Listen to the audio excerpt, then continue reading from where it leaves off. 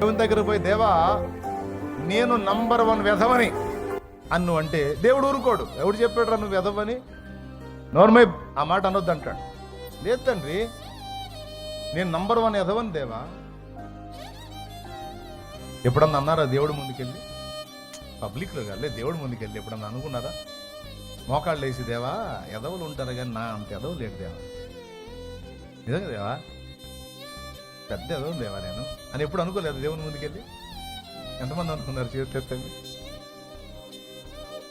నా అంత పనికి మాలింది లేదు తండ్రి అనుకున్నావా? అనుకుంటే చేతులు ఎత్తి చెబుతాను, అమ్మా అయ్యా అనుకున్నారా? నేను కూడా అనుకున్నాలే, అందుకని చెబుతున్నాను. ఏమని నంబర్ 1 పనికి మాలోళ్ళు ఎంతమంది ఉంటారో తెలియదు. వాళ్ళందరిలోకి ఎవడురా నంబర్ 1 అంటే నేనే వస్తా ప్రభా అని నేను అనుకున్న రోజులు ఉన్నాయి దేవుని ముందు. దేవుడు ఏమన్నాడో తెలుసా? ఆ మాట అనొద్దు అని గద్దించాడు. నువ్వు జనం ముందు అంటే అన్నావు, నా ముందు అనొద్దు నువ్వు. ఎందుకు ప్రభా? నేను పెద్ద ఎదవన ప్రభా, ఏయ్ ఆ మాట అనొద్దు అంటే అదే అంటావు. ఎందుకు ప్రభా అంటే నువ్వు ఆ మాట అని నన్ను కించపరుస్తున్నావు అంటాడు.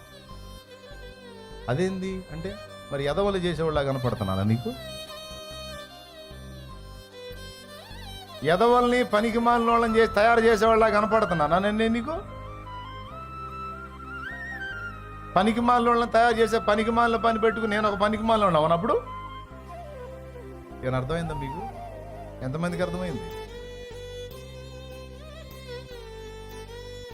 ఎవడు చెప్పాడ్రా నువ్వు ఎదవని?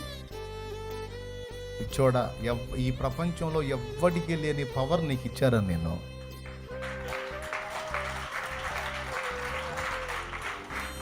ఈ ప్రపంచంలో ఎవ్వరికి లేని పవర్ని నీకు ఇచ్చా ఒక విషయంలో. అది మిగిలిన వాళ్ళకి ఎవరికి లేదు. ఎవరికి లేని ఫేస్ నీకు ఇచ్చా, ఎవరికి లేని ప్రభావాన్ని కూడా నీకు ఇచ్చా. అది నీలో నిద్రాణమై ఉంది. దాన్ని మేల్కొలుపు. నువ్వు ఎందుకు పనికిమాలోడు అవుతావు నేను చూస్తా. ఇది అర్థమైతే నేను ముగిస్తా. ఎంతమందికి అర్థమైంది? దేవుని దగ్గరికి వెళ్ళి కొంతమంది ఇలాంటి మాటలు మాట్లాడతారు. నేను చెబుతున్నా,